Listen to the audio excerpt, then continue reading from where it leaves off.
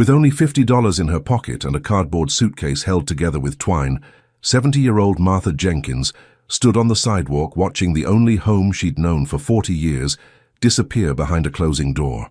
Her own children had just told her she was a burden they could no longer carry. But what those children didn't know, what nobody in that cold New England town could have predicted, was that the condemned house Martha would buy 3 days later for $5 at a government auction would reveal a secret that would change everything.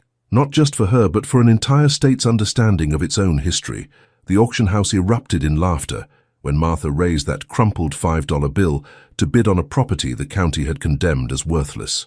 They said she was buying her own grave. They said she wouldn't survive one night in that ruin deep in the woods. They were wrong about everything. This is the story of how the woman everyone discarded became the guardian of something priceless, how a house everyone called garbage became a treasure, and how dignity once lost can be reclaimed by your own 2 hands. But before we begin Martha's incredible journey, I want to invite you to be part of our community.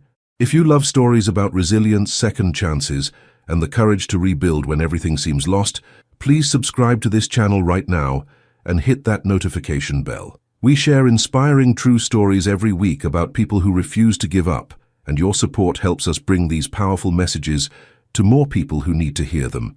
Now, let's go back to that cold November morning when Martha's world fell apart. November 3rd, 2019. The morning started like any other morning for Martha Jenkins, but it would end with her entire life reduced to what she could carry in her arms.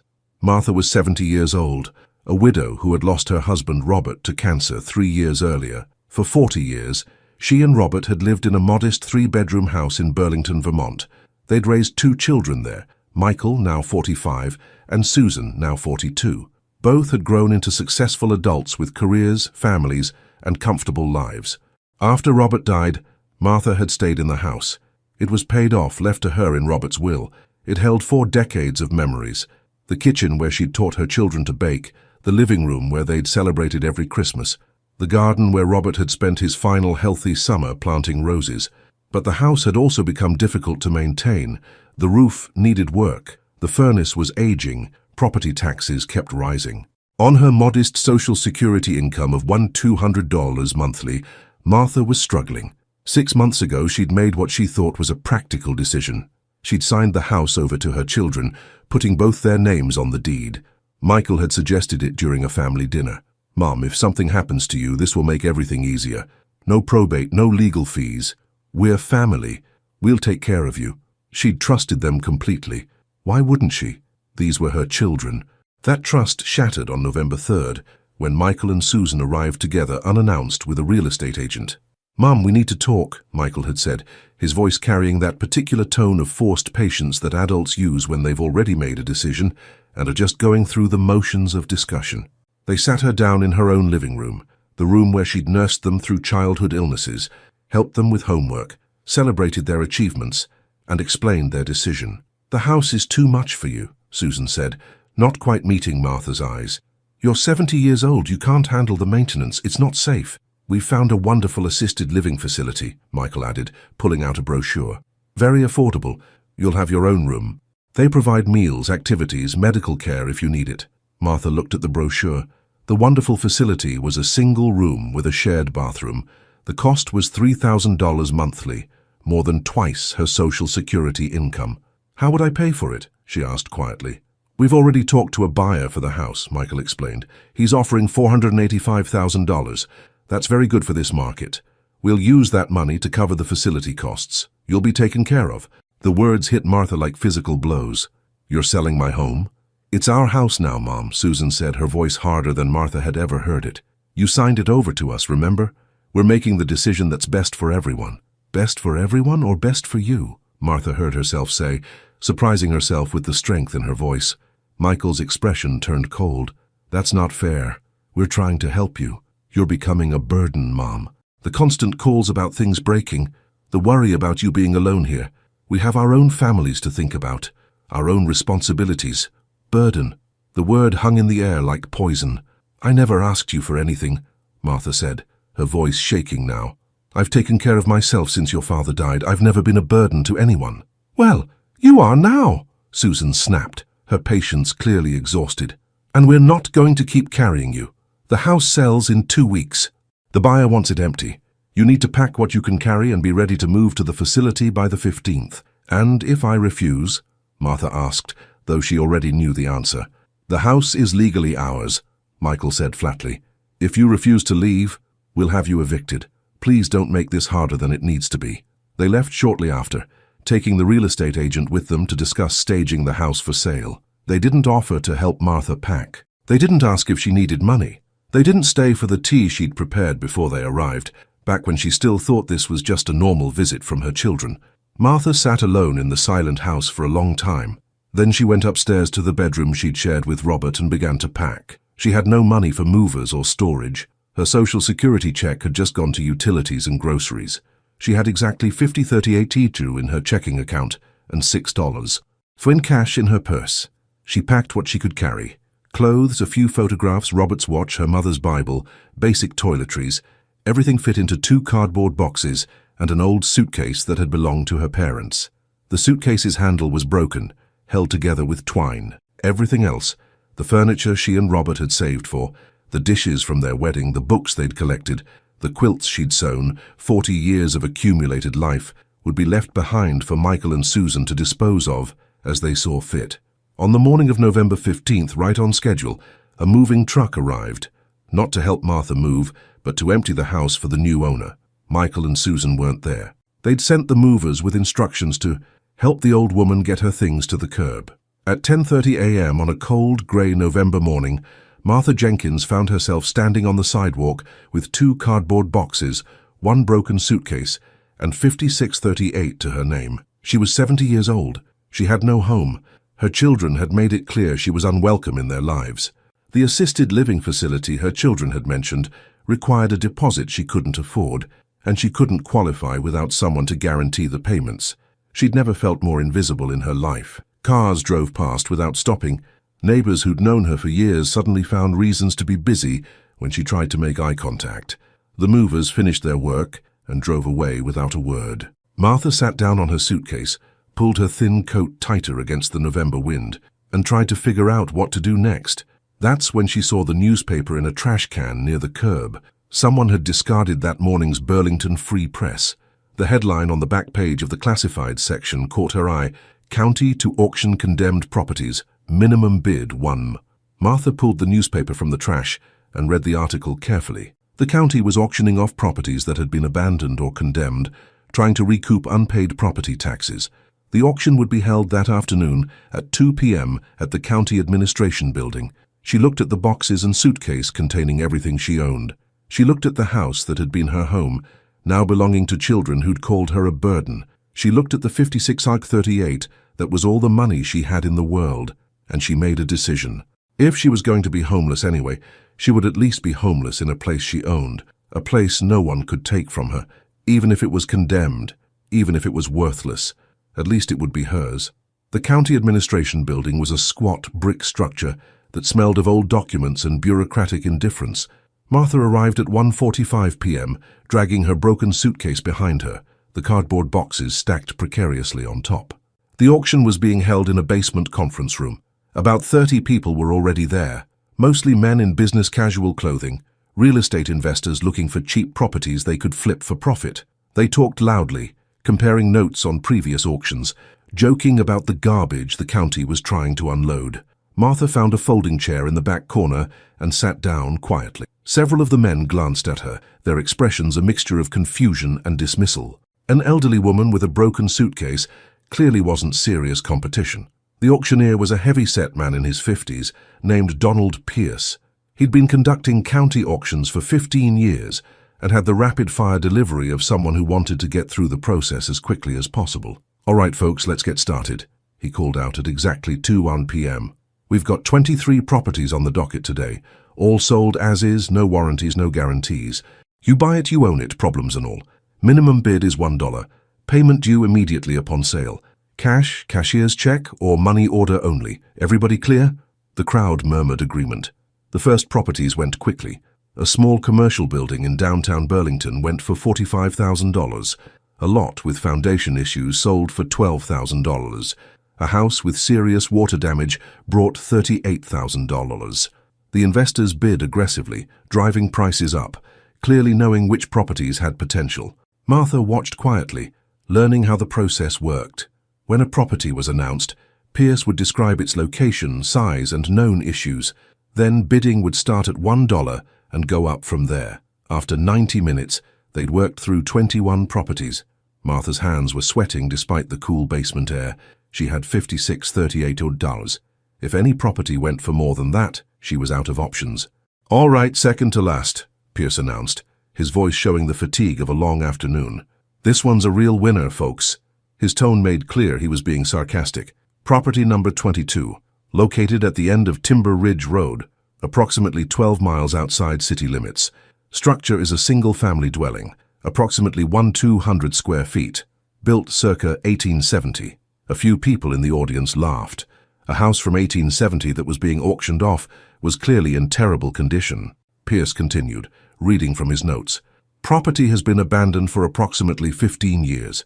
No electricity, no running water, no septic system currently functional. Structure has significant roof damage, broken windows, foundation issues, and extensive mold. County inspector has condemned the property as uninhabitable and recommended demolition. More laughter from the crowd. Access is via an unpaved forestry road, impassable in winter months. No nearby neighbors. Property sits on 2.3 acres of heavily forested land, and just to sweeten the deal, there's an active family of raccoons living in what used to be the kitchen. The room erupted in laughter. "So," Pierce said with a grin, "who wants to start the bidding at $1 for this prime piece of real estate?" Silence. No one raised their hand. No one was interested in a condemned house in the woods with no utilities and raccoons for roommates. "Come on, folks," Pierce cajoled. $1. It's a steal at twice the price."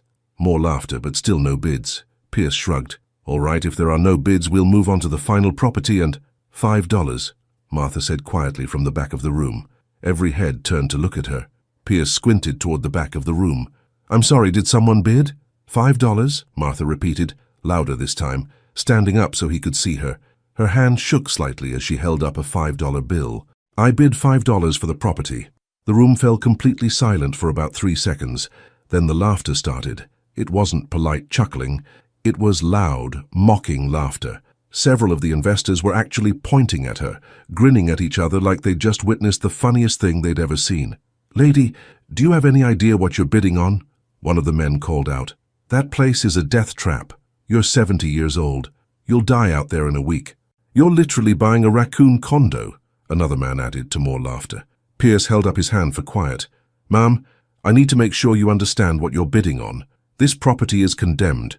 It's not livable. It has no utilities. It's 12 miles from town on a road that's not maintained. Are you sure you want to proceed?" "I'm sure," Martha said, her voice steady now. $5 is my bid." Pierce looked around the room. "Anyone want to bid against the lady? $6, anyone?" More laughter, but no competing bids.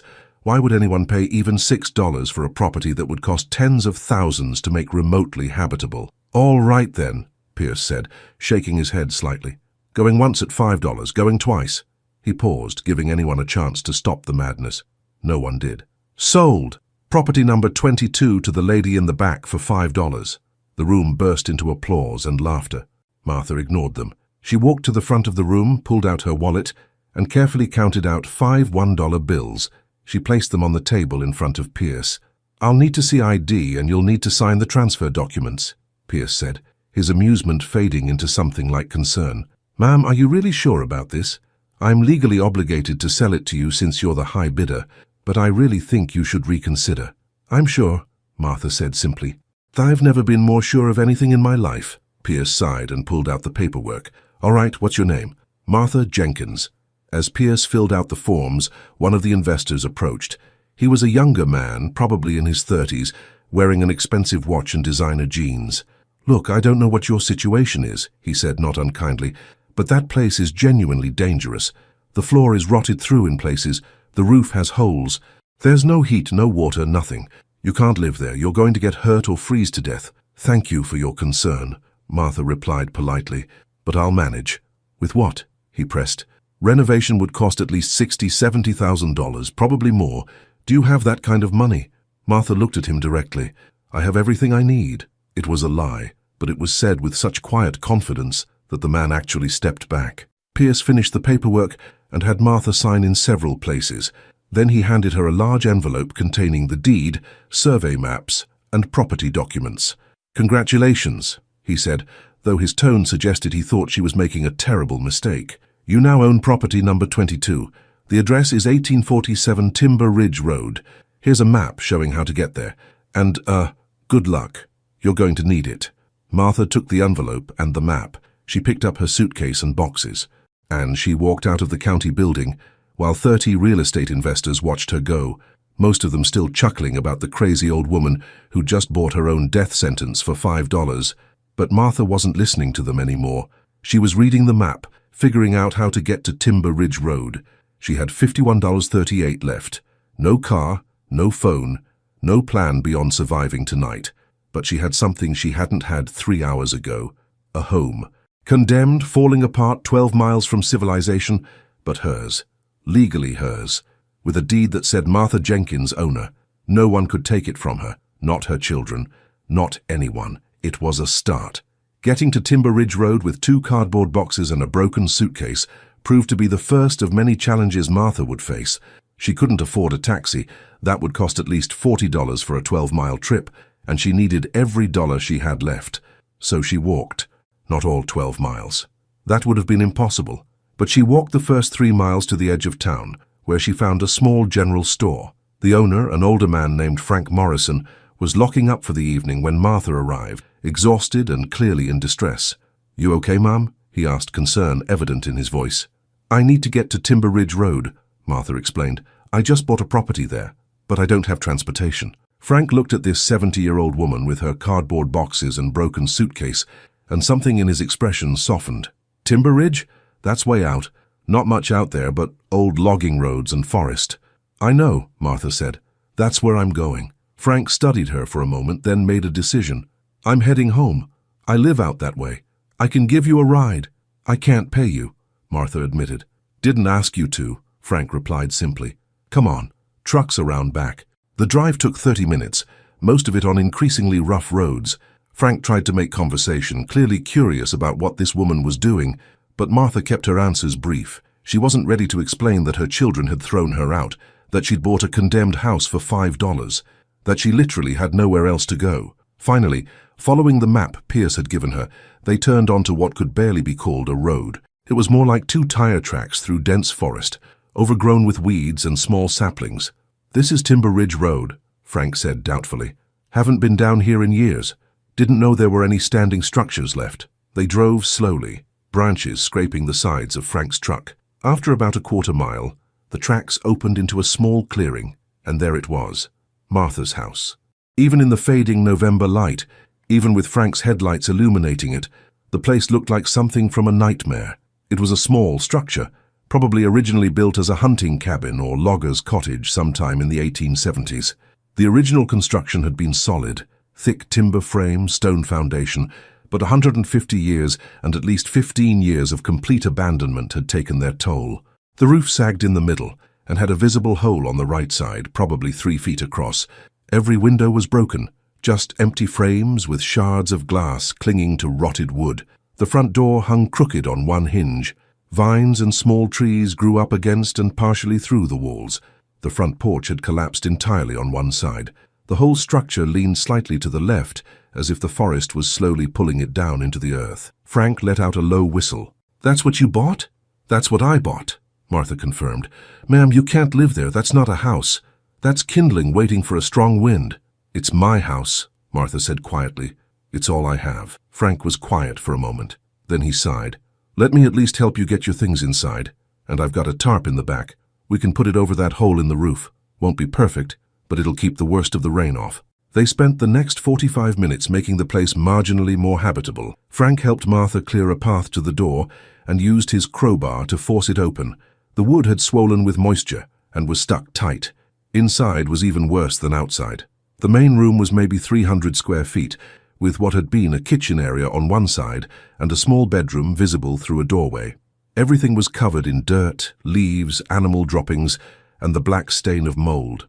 The smell was overwhelming. Rot, decay, and the musky odor of animals. The floor had holes in several places where the boards had rotted through completely. The ceiling showed water damage throughout, and yes, there was indeed a hole where you could see straight through to the darkening sky above. In the kitchen area, they could hear scratching and chittering. The raccoons, apparently unimpressed by the new ownership, were still in residence. Frank went back to his truck and returned with the tarp, some rope, a flashlight, and a bottle of water. Working together, they managed to get the tarp over the roof hole and secured it with rope tied to exposed beams. It wasn't pretty, but it would keep rain from pouring directly into the house. "I've got an old camping lantern in the truck," Frank said. "Battery-powered. You can have it. And here," he pulled out a $20 bill. "There's a camp store about 5 miles back the way we came. They've got basic supplies." "I can't take your money," Martha protested. "You can and you will," Frank said firmly but kindly. "Consider it a housewarming gift. Now listen, I come this way every few days checking on some rental properties I own. I'll stop by to see how you're doing, but ma'am, honestly, you should reconsider this. The first hard freeze is coming any day now. This place has no heat. You could die out here. Thank you for your concern and your help," Martha said, meaning it. "But I'll be fine." Frank clearly didn't believe her, but he'd done what he could. He gave her the lantern, made her promise to be careful, and reluctantly drove away. Martha stood in the clearing, watching his tail lights disappear through the trees. Then she turned to face her new home. In the gathering darkness, with the wind moving through the pines around her and the old house creaking like a ship at sea, Martha felt the weight of her situation settle on her shoulders like a physical burden. She was 70 years old. She had $51.38 and the clothes on her back. She was standing in front of a building that should be demolished, with no electricity, no water, no heat, and a family of raccoons as roommates. Any reasonable person would have broken down crying, would have admitted defeat, would have found a way back to town and thrown herself on the mercy of social services.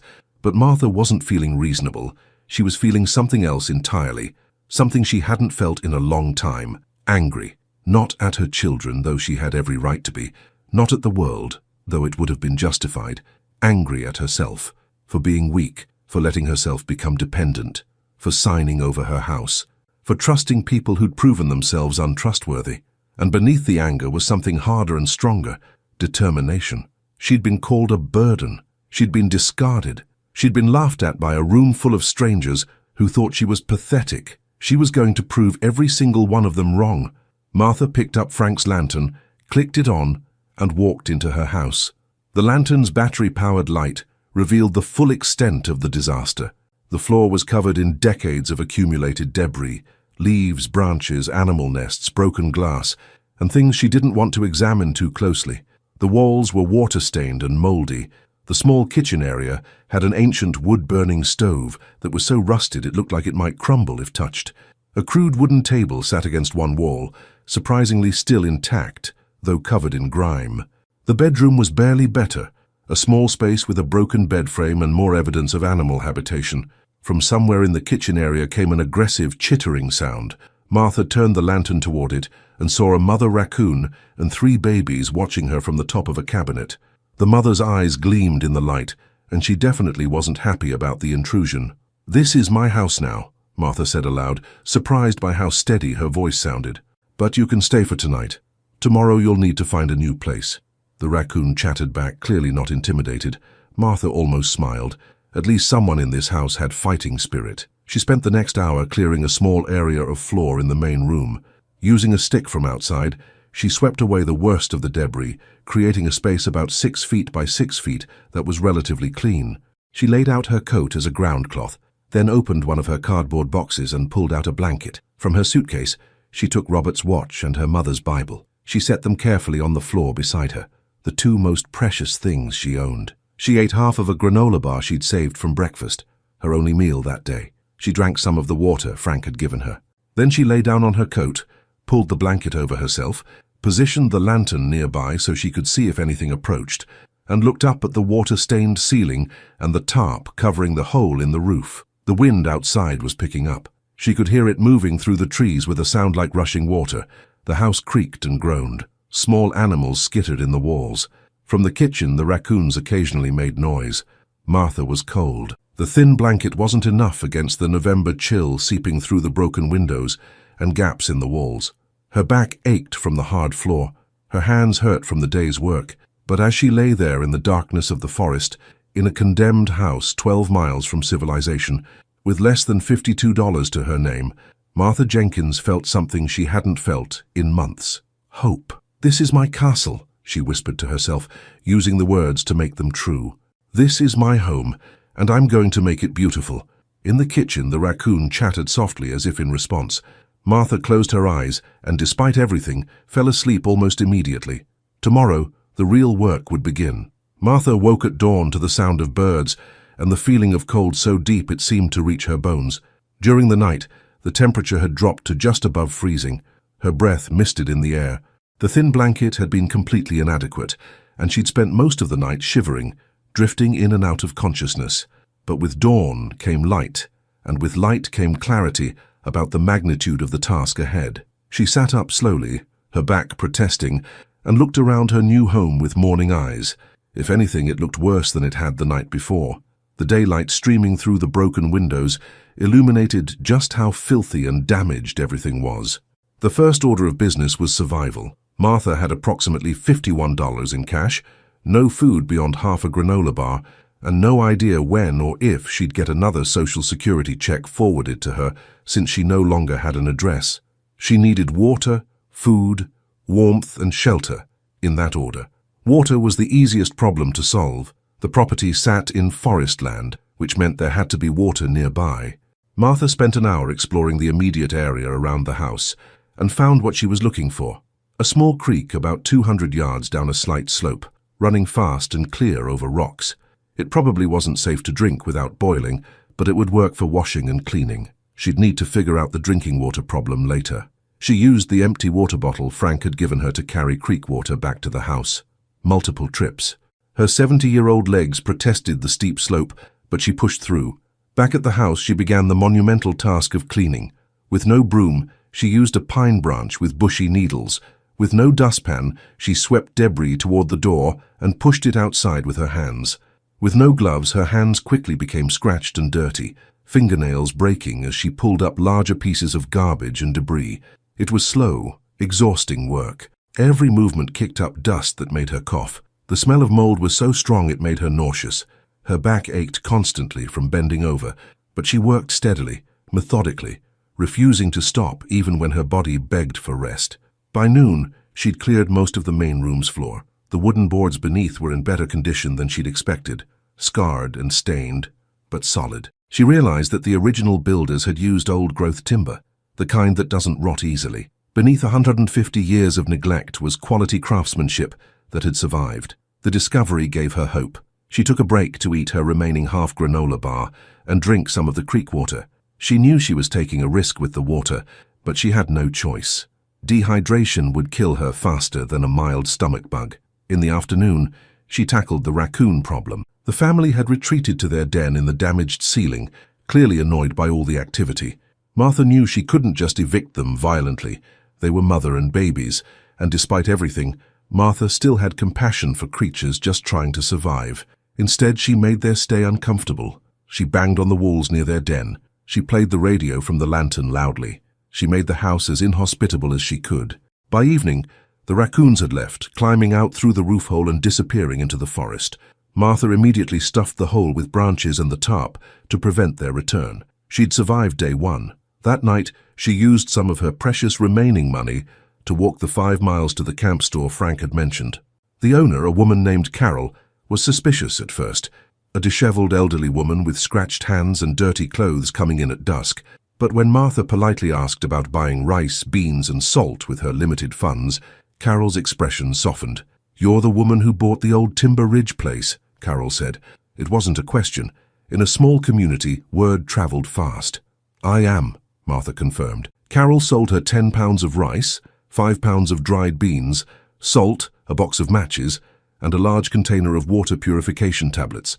The total should have been about $35, but Carol only charged her $20. "Call it a neighbor discount," Carol said. "And here," she added a partial loaf of bread and some cheese. "These are from yesterday. Can't sell them anyway." Martha's eyes welled up at the unexpected kindness. "Thank you." "You need work?" Carol asked suddenly. I need someone to help clean the store 3 mornings a week. Early shift, 5 a.m. to 8 a.m. I can pay $15 an hour, cash. Martha calculated quickly. 3 days a week, 3 hours a day, $15 an hour. That was $135 weekly, over $500 monthly. Combined with her Social Security, assuming she could get it forwarded, that would give her just enough to survive and slowly buy materials. Yes, Martha said without hesitation. When do I start? Monday, Carol replied. Be here at 5 a.m. sharp. Walking back to the house that night with a bag of supplies and the promise of work, Martha felt her determination harden into something unbreakable. The next weeks fell into a brutal routine. 3 days a week, Martha woke at 3:30 a.m. She walked the 5 miles to Carol's store through the dark forest, using Frank's lantern to light her way. She worked from 5 to 8 a.m., cleaning, stocking shelves, doing whatever Carol needed. Then she walked the 5 miles back to her house and worked on repairs until dark. On the days she didn't work at the store, she worked on the house from dawn to dusk. Her hands, soft from years of domestic life, became rough and calloused. Her nails, once carefully maintained, were broken and dirt-stained. Her back, which had ached constantly at first, slowly grew stronger. Muscles she hadn't used in decades began to rebuild. She learned by doing, by trial and error, by simple determination. The windows were first. She couldn't afford glass, but she could make the openings weather-tight. She gathered straight branches from the forest and wove them tightly into frames. Then she used mud mixed with clay from the creek bank and dried grass to create a thick adobe-like substance. She packed this mixture into and around the woven branches, creating solid panels that blocked wind and rain. It took her 3 weeks to seal all 6 windows this way. They weren't transparent, but they kept the cold out. Light came through cracks she left deliberately at the top of each panel. The roof was harder. She couldn't replace it entirely, but she could patch it. She gathered pine boughs, thousands of them, cutting them with a dull saw she found in the ruins of a shed behind the house. She layered these boughs like shingles, overlapping them carefully, securing them with twine she'd bought at Carol's store. The pitch from the pine naturally waterproofed the layers. When it rained, she stood inside and watched anxiously. A few leaks appeared, but nothing like before. She marked each leak and patched it the next day. Every week, she bought a few dollars worth of supplies from Carol. Nails, rope, a used tarp, a better saw, a hammer. Slowly, she was building a collection of tools. Frank stopped by every week or so, bringing supplies he said he didn't need anymore. A kerosene lamp, a wool blanket, a small camping stove. Martha knew he was helping her, and she accepted the gifts with quiet gratitude while maintaining her dignity. "You're actually doing it," Frank said one day in early December, looking at the sealed windows and patched roof with something like awe. "People in town said you'd be dead by now. They're taking bets on when they'll find your body." "They'll be disappointed," Martha said dryly. As December progressed, Martha began to see the house not as a ruin, but as a puzzle to solve. Every problem had a solution if she was creative enough. The floor had holes. She gathered flat stones from the creek and mortared them in place with her homemade adobe mixture. The walls were moldy. She scraped off the worst of it, then sealed the wood with a mixture of ashes, water, and clay that acted as a natural fungicide. She needed heat. She cleaned out the old wood stove, replaced the rusted-through sections with carefully shaped stones, and got it working. It smoked terribly at first, but she learned to adjust the draft, and eventually it heated the small space adequately. She foraged in the forest, learning which plants were edible. Acorns could be leached and ground into flour. Certain roots were edible. Wild onions grew near the creek. She supplemented her rice and beans with these foraged foods, eating simply but adequately. At night, by the light of the kerosene lamp, she'd sit on the floor. She still had no furniture beyond the crude table, and read her mother's Bible.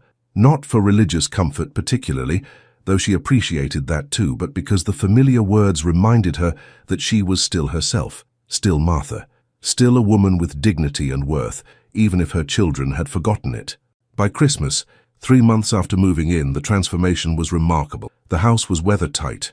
Wind and rain no longer penetrated. The wood stove kept the interior temperature comfortable enough to survive the Vermont winter. She had a system for purifying water from the creek. She had enough food stored to last through winter. She'd even built a crude bed frame from branches and filled it with dried grass and pine boughs, creating a mattress far more comfortable than the floor. Frank brought her a small Christmas tree. Just a branch, really. but she decorated it with strips of fabric from her worn-out clothes and felt foolishly happy about it. Carol gave her a Christmas bonus of $100 and a care package with coffee, sugar, and a battery-powered radio. "You're the talk of the town," Carol told her. "Everyone thought you were crazy. Now they're saying you might actually survive." "I'm not trying to survive," Martha replied quietly. "I'm trying to live." But Martha's most important discovery came in late December, when she was working on the ceiling. She'd noticed that one section of the ceiling boards seemed different from the others, slightly cleaner, less water-damaged, as if they'd been protected somehow. Curious, she used her hammer to carefully pry up one of the boards. Behind it was a gap, a hollow space between the ceiling and the roof. Not unusual in old construction, it was likely meant as insulation. But in this gap was something that didn't belong, an old wooden crate about 2 feet square, wrapped in what had once been oilcloth, but was now mostly rotted away. Martha carefully pulled the crate down. It was surprisingly heavy. On the side, burned into the wood with a branding iron, were the letters TW 1871. Her hands shaking slightly with excitement and curiosity, Martha pried open the crate. Inside, wrapped in more oilcloth and remarkably well preserved, were books, old books, journals, and something else, botanical specimens carefully pressed and preserved between sheets of thick paper. Martha lifted out the top journal carefully. The leather cover was dry and cracked, but intact. On the first page, in careful handwriting, was an inscription: Thomas Whitmore Field Notes, New England, Flora, June 1871, November 1871. Martha's heart began to race. She'd found something. She didn't know what yet, but she knew it was important. She spent the rest of the evening carefully examining the contents of the crate. There were 6 journals total, covering the years 1871 to 1874. There were hundreds of botanical specimens, plants, leaves, flowers, all carefully preserved and labeled with Latin names and location notes. And there were drawings, beautiful detailed illustrations of plants and wildlife. One journal entry caught her eye. "This land provides everything a naturalist could hope for. Species I have never seen documented. Plants with properties unknown to modern science. I have built my cottage here to continue my work away from the interference of those who would commercialize my discoveries. Here, I can study nature in her purest form. I fear my health is failing, but I am content. My work will survive me. I have hidden my journals and specimens where they will be safe until someone worthy finds them." Martha sat back, her mind reeling. Thomas Whitmore. The name sounded familiar. Where had she? Then she remembered. In Carol's store there was a small historical display about the local area. One section mentioned early naturalists and botanists who had explored the Vermont wilderness in the 1800s. And yes, there had been a name: Thomas Whitmore, a renowned British naturalist who had disappeared in Vermont in the 1870s. His body was never found. His life's work was believed lost. Martha looked around her worthless house with new eyes. She wasn't living in a condemned ruin. She was living in a historical site, the last known residence of a famous naturalist whose work had been lost for 150 years, and she had just found it. Martha spent the next week carefully examining everything in the crate. She handled each journal, each specimen, each drawing with the reverence they deserved. Thomas Whitmore, she learned from his journals, had been a British naturalist who came to America in 1869. He was particularly interested in medicinal plants and had believed that the forests of New England contained species with untapped pharmaceutical potential. His journals were meticulous. Every entry detailed observations about plant behavior, seasonal changes, wildlife interactions, and potential medicinal properties. He had experimented with creating tinctures and medicines, documenting successes and failures. Some of his observations were remarkably ahead of his time. He'd written about what we now call ecosystems, understanding the interconnectedness of species long before ecology became a formal science. He documented plant species that, according to his notes, had properties for treating pain, infection, and inflammation. The preserved specimens were equally valuable. Many of them were species that were now rare or extinct in Vermont due to habitat loss and climate change. Having preserved samples from 150 years ago would be invaluable to botanists and climate scientists. Martha knew she'd found something important, but she didn't know what to do with it. She couldn't just walk into town and announce her discovery. She had no proof of her credentials, no academic standing, no authority. She was a 70-year-old woman living in a condemned house, working 3 mornings a week cleaning a camp store. Who would believe her? She thought about this problem for several days. Then she decided to talk to Frank. Frank Morrison, she'd learned, wasn't just a handyman. He'd been a high school science teacher before retiring. He knew people at the University of Vermont. He might know how to verify what she'd found. When Frank made his next check-in visit in early January, Martha showed him the crate. Frank's eyes went wide as he examined the journals. "Martha, do you know what this is?" "I think it's the lost work of Thomas Whitmore," Martha replied, "but I wanted someone with actual knowledge to confirm it before I do anything." Frank carefully turned the pages of one journal, reading entries. This is incredible. If this is authentic, and it certainly looks like it could be, this is a major historical find. Thomas Whitmore is legendary in botanical circles. His disappearance was one of the great mysteries of 19th century natural science. "So what do I do?" Martha asked. Frank thought for a moment. "I have a friend, Dr. Patricia Chen, who teaches botany at UVM. She specializes in historical plant studies. Would you be willing to let me show her these? Just photographs at first, to see if she thinks they're worth authenticating." Martha hesitated. These journals had been hidden for 150 years, waiting for someone to find them. Now that she had, she felt a strange protective responsibility toward them, but she also knew she couldn't do this alone. "Yes," she said, "but Frank, I need you to understand something. This house, these journals, this is all I have. If they're valuable, if they're important, I can't let anyone take them from me. Not again." Frank's expression softened with understanding. "Martha, if these are real, they belong to you. You own this property. Anything found on it is legally yours. I'm not going to let anyone take advantage of you. You have my word." Over the next 2 weeks, Frank photographed every page of the journals, every specimen, every drawing. He sent them to Dr. Chen with a carefully worded email explaining the find and asking for her professional opinion. Dr. Chen's response came 3 days later. Frank showed Martha the email on his phone. "Frank, if this is a hoax, it's the most elaborate and well-researched hoax I've ever seen, but I don't think it's a hoax." The handwriting matches known samples of Whitmore's script. The Latin nomenclature is correct for the 1870s. Several of the plant species described are ones that Whitmore was known to be interested in. More importantly, some of the specimens appear to be species that were declared extinct in Vermont in the 1920s. If these samples are authentic, they would be the only preserved examples in existence. I need to see these in person. I need to authenticate them properly. If they're real, this is one of the most significant botanical historical finds in decades. The house where these were found, is it really the original Whitmore cottage? If so, the structure itself would be historically significant.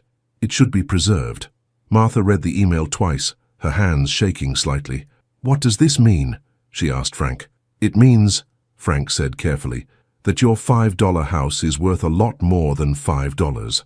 The journals alone could be priceless from a historical perspective. The specimens are scientifically valuable, and the house itself, if it can be verified as Whitmore's residence, could be eligible for historical landmark status." "What's that mean in practical terms?" Martha pressed. "It means grant money for restoration. It means protection from demolition.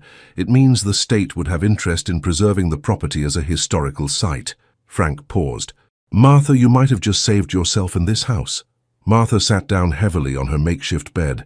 For weeks, she'd been living day to day, focused on pure survival. She'd been proud of the fact that she'd made the house weather-tight, that she'd survived the early winter, that she'd proven she wasn't helpless. But this was different. This wasn't just survival. This was significance, purpose, legacy. "I want Dr. Chen to see them," Martha said decisively. "But here, she comes here." "I'm not taking them anywhere," Frank smiled. "I'll arrange it." Dr. Patricia Chen arrived 2 weeks later, in late January.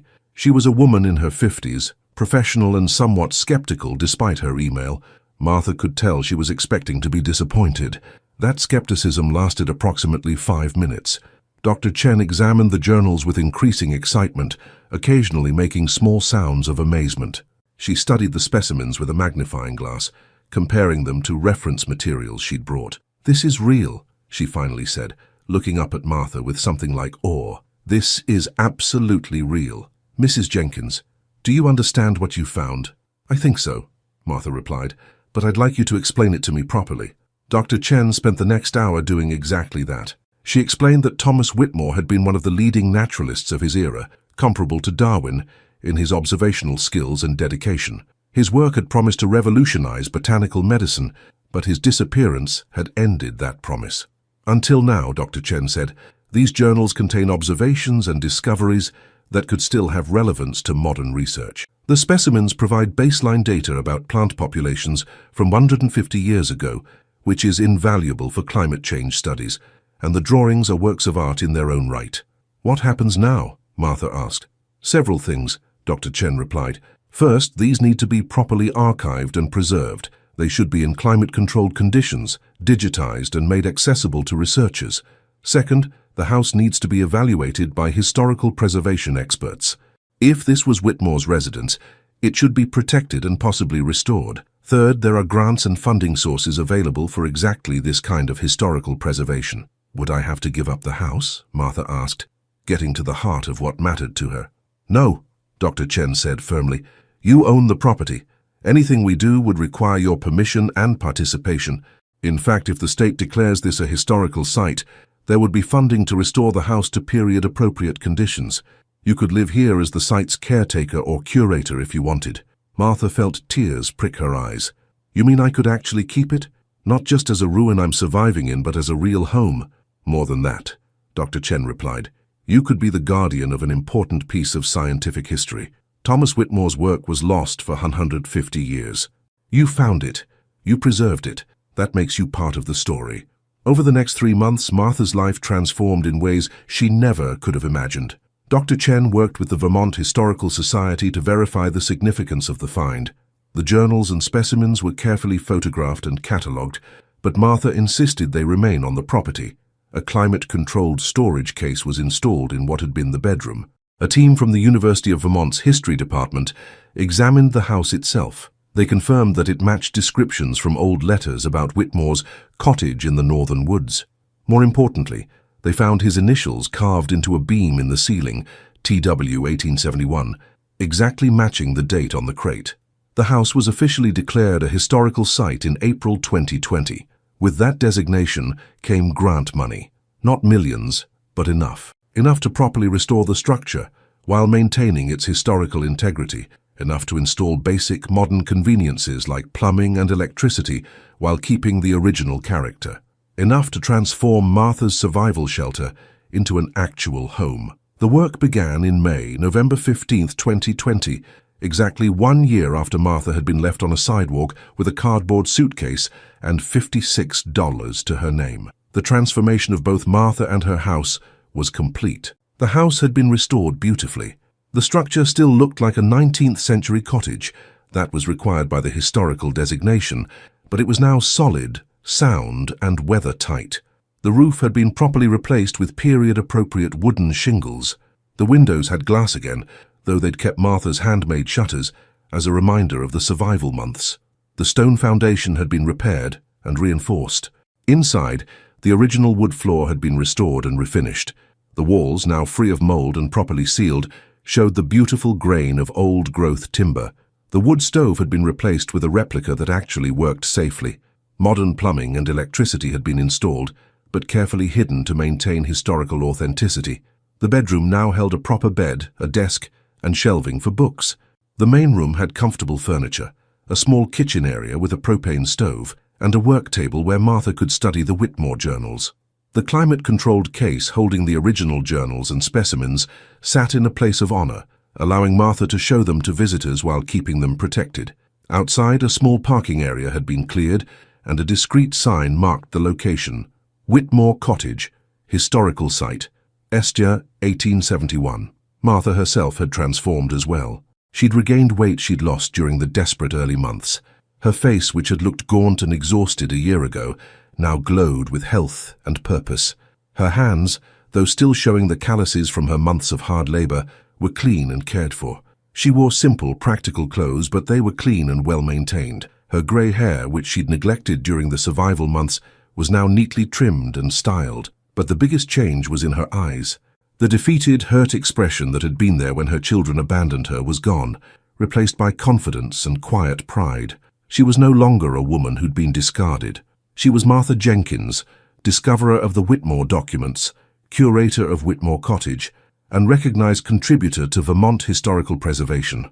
Her typical day now included giving tours to researchers, historians, and students who came to study the Whitmore materials. She'd learned enough about Whitmore's work to serve as a knowledgeable guide. The University of Vermont paid her a modest stipend as the site's official caretaker. Combined with her continued work at Carol's store, which she'd kept because she enjoyed it, her Social Security, which had finally been forwarded to her new address, and the caretaker stipend, she was earning enough to live comfortably for the first time in years. Frank Morrison had become a close friend. He visited regularly, helping with maintenance and enjoying long conversations about history and nature. Carol had become another friend, proud that she'd given Martha that first job when Martha most needed it. Martha had even developed a relationship with Dr. Chen, who visited monthly to continue cataloging the Whitmore materials, and had become a genuine friend, rather than just a professional contact. But Martha's children had not been part of this transformation. She hadn't contacted them since they'd abandoned her. She'd moved on, built a new life, and found peace without them. Until they appeared on November 15th, 2020. Martha was in the garden when she heard the car. She'd started a small vegetable garden in the spring, and it had flourished in the forest clearing. She was harvesting the last of the autumn vegetables, enjoying the late morning sunshine, when an expensive SUV pulled into the parking area. She knew who it was before they got out of the car. She'd seen that vehicle before in what seemed like another lifetime. Michael and Susan stepped out, both dressed in expensive casual clothes, both wearing expressions of forced friendliness that didn't quite reach their eyes. Martha straightened from her gardening, brushed dirt from her hands, and waited. She didn't go to greet them. She didn't smile. She simply waited. They approached slowly, clearly taking in the restored cottage, the historical marker, the well-maintained grounds. Their expressions were a mixture of surprise and what looked like calculation. "Mom," Michael said, his voice carrying that same forced patience she remembered. "We've been looking for you." "Have you?" Martha replied evenly. "For how long?" "Months," Susan said. "You disappeared. We were worried." Martha almost laughed at the blatant lie. "You left me on a sidewalk with a cardboard suitcase in November last year. You called me a burden. You took the house my husband left me and sold it. Exactly when did you start worrying?" Michael had the grace to look slightly uncomfortable. "Look, we know things ended badly. We were stressed. We made some decisions that maybe weren't ideal, but we're family. We wanted to find you, make sure you're okay." "I'm fine," Martha said simply. "As you can see." "We heard about this place," Susan said, gesturing at the cottage. "Heard you made some kind of historical discovery. It's been in the news. Local woman finds lost naturalist's journals. That's quite a story." "It is," Martha agreed. "I'm very fortunate." There was a pause. Michael and Susan exchanged glances, clearly trying to decide how to proceed. "This is a beautiful property," Michael finally said. "Must be worth quite a bit now. Historical designation? State grants? Tourist interest? You could probably sell it for a substantial amount." There it was, the real reason they'd come. "I'm not selling," Martha said. "But Mom," Susan jumped in, "you can't live out here alone. You're 71 years old. What if something happens? What if you get sick? It's not safe." "It's perfectly safe," Martha replied. "I have friends who check on me regularly. I have a phone now, and cell service works here. I have electricity, running water, heat. I'm comfortable and happy." "But this place," Michael pressed, clearly not willing to give up. "It's too much for one person. And the historical value, don't you think it should be shared? Maybe turned into a museum or research center? You could sell it to the state or a university. They'd pay well for it. Then you could come stay with us, with family where you belong." Martha looked at her son carefully. "When exactly did I start belonging with family again? Was it when you found out my $5 house was worth something?" Michael flushed. "That's not fair, isn't it?" Martha's voice was still calm, but there was steel underneath. "Let me tell you what happened after you left me on that sidewalk. I had $56. I bought this property for $5 of those dollars at an auction where people laughed at me. I spent months living in a ruin, sleeping on the floor, working 3 jobs including cleaning a store at 5 a.m., teaching myself to repair a house with my bare hands." She held up her hands, showing them the faint scars and permanent calluses. "These hands mixed mud to seal windows. These hands carried water from a creek. These hands saved this house and discovered what was hidden here. I didn't have help from family. I had help from Frank Morrison, who's a stranger who became a friend. From Carol Reeves, who gave me work when I needed it. From Dr. Chen, who recognized the value of what I'd found and helped me protect it. We didn't know, Susan said weakly. You didn't ask, Martha corrected. You didn't care. I was a burden you wanted gone, and once I was gone, I stopped existing for you, until you heard there might be money involved. That's not true, Michael protested. We care about you. No, Martha said firmly. You care about this property. You care about what it might be worth. You're not here because you missed me or felt guilty about how you treated me. You're here because you want something. The silence that followed was heavy and uncomfortable. Finally, Martha spoke again, her voice gentler but no less firm. I'm going to tell you something important. This house taught me a lesson I should have learned long ago. Your value as a person isn't determined by what others think of you. It's determined by what you do with what you're given. I was given a condemned ruin and $5. I was given abandonment and mockery. I was given the hardest year of my life, but I was also given the chance to prove that I'm stronger than anyone, including myself thought I was. You gave me nothing except a lesson about my own worth, and for that, strangely, I'm grateful, because I learned that I don't need your approval or your support. I don't need you to value me. I value myself. Martha gestured at the cottage. This house is mine, not because I inherited it or because someone gave it to me, but because I saved it. I earned it. Every board I sealed, every window I fixed, every cold night I survived. It's mine in a way your father's house never could have been, because I built this with my own hands and my own determination. I'm not selling it. Not to the state, not to a university, not to anyone. I'm going to live here for as long as I'm able. I'm going to continue as its caretaker. And when I die, I've already arranged for it to be left to the Vermont Historical Society with the condition that it remain a historical site. You're not in my will, she continued, addressing the question they hadn't asked but were clearly thinking. What little money I have will go to Frank and Carol and Dr. Chen, the people who actually helped me when I needed it.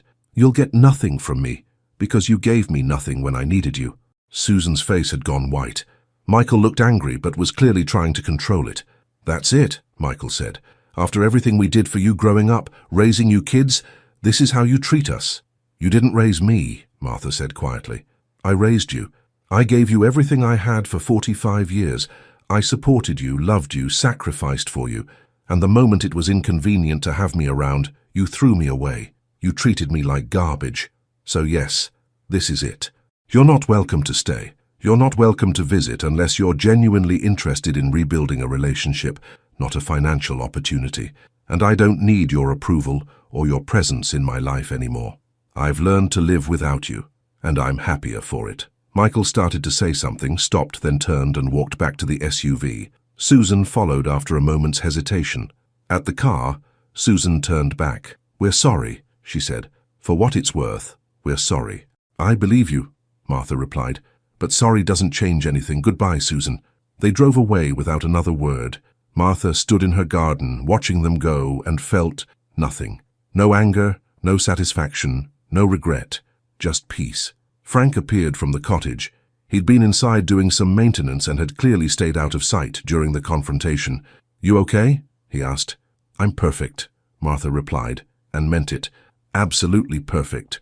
2 years after buying the cottage for $5, Martha Jenkins celebrated her 72nd birthday with people who had become her true family. Frank Morrison was there, bringing tools disguised as birthday presents because he knew Martha always needed tools. Carol Reeves came with homemade pie and stories about customers at the store. Dr. Patricia Chen arrived with a gift that made Martha cry. A published academic paper about the Whitmore documents with Martha, listed as co-author and discoverer. A dozen other people came too. Researchers who'd studied the Whitmore materials, students who'd visited the cottage, neighbors from the surrounding area who'd watched Martha's transformation with admiration. They gathered in and around the cottage, which now looked nothing like the condemned ruin Martha had first encountered. It was a home, warm, comfortable, filled with life and purpose. During the informal celebration, Dr. Chen made a small speech. 2 years ago, the academic world believed Thomas Whitmore's life work was lost forever.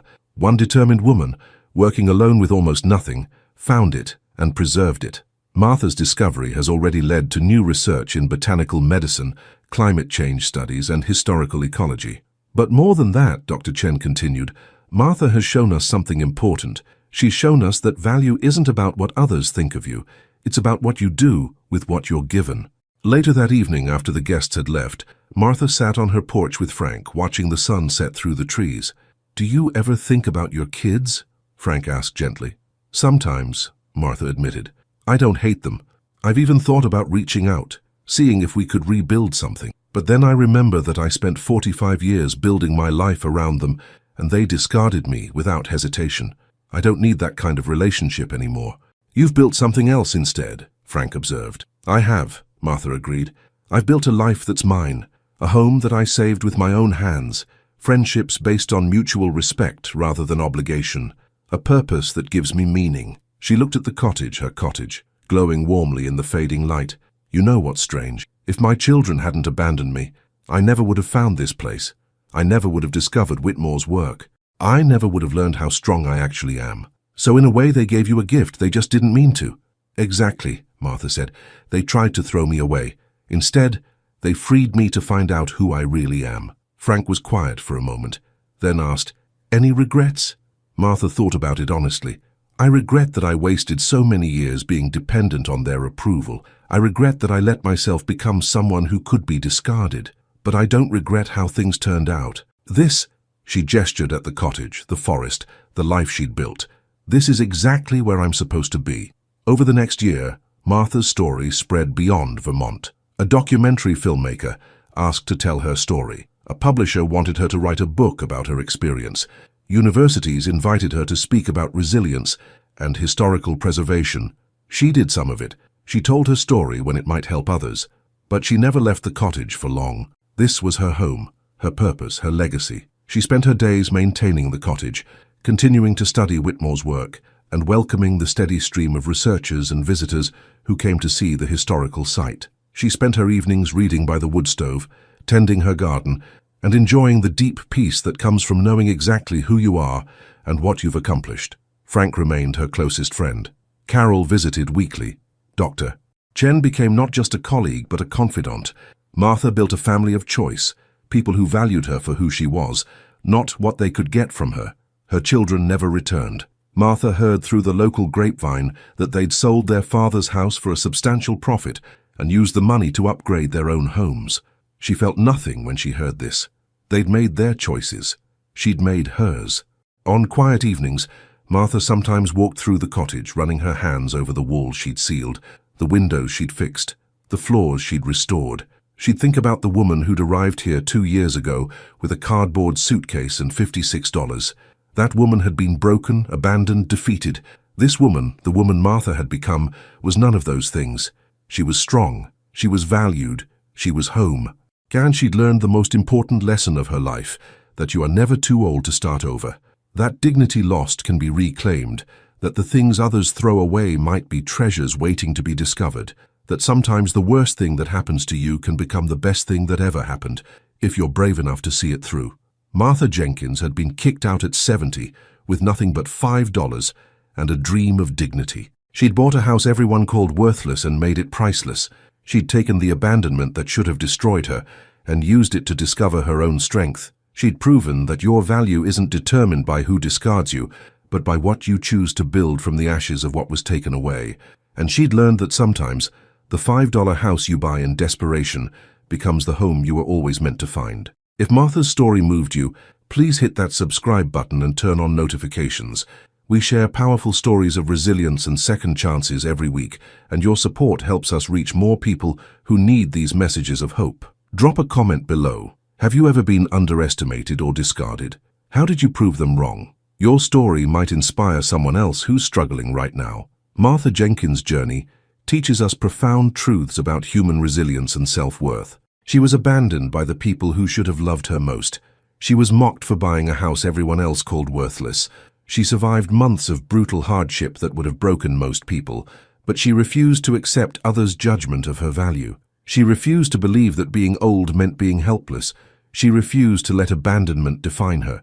Instead, she took a condemned house and transformed it into a historical treasure. She took the worst year of her life and turned it into her greatest triumph. She took the children's rejection and used it as motivation to discover her own strength. The $5 house that everyone laughed at became a priceless historical site. The woman everyone called a burden became the guardian of important scientific history. The abandonment that should have destroyed her became the catalyst for her greatest achievement. Martha's story reminds us that age is not weakness. That being discarded doesn't mean being worthless. That sometimes the things others throw away are exactly what we need to find our true purpose. She also teaches us something important about family. Real family isn't just about blood relations. It's about people who value you, support you, and stand by you when times are hard. Martha's real family turned out to be Frank, Carol, Dr. Chen, and the community she built around her chosen purpose. Most importantly, Martha shows us that it's never too late to start over. At 70 years old, with less than $60 to her name, she rebuilt her entire life from nothing. She learned new skills, developed new strengths, and created a new identity based not on what others thought of her, but on what she accomplished with her own hands. The house everyone called a ruin was actually a treasure waiting to be discovered. Martha herself was a treasure that her own children failed to recognize, but she recognized her own worth. She proved it every day for months of brutal work. She earned the dignity and respect that should have been given freely, but had to be claimed through determination and courage. Your worth is not determined by who abandons you. It's determined by what you build after they leave. Your value is not measured by what others think of you, but by what you accomplish when everyone expects you to fail. Sometimes the worst rejection becomes the greatest liberation. Sometimes the thing that seems like an ending is actually a beginning. And sometimes the $5 investment in yourself becomes priceless. Thank you for watching Martha's incredible journey. Share this story with someone who needs to remember their own strength. And remember, you're never too old to start over, never too broken to rebuild, and never worthless just because someone failed to see your value. We'll see you in the next story.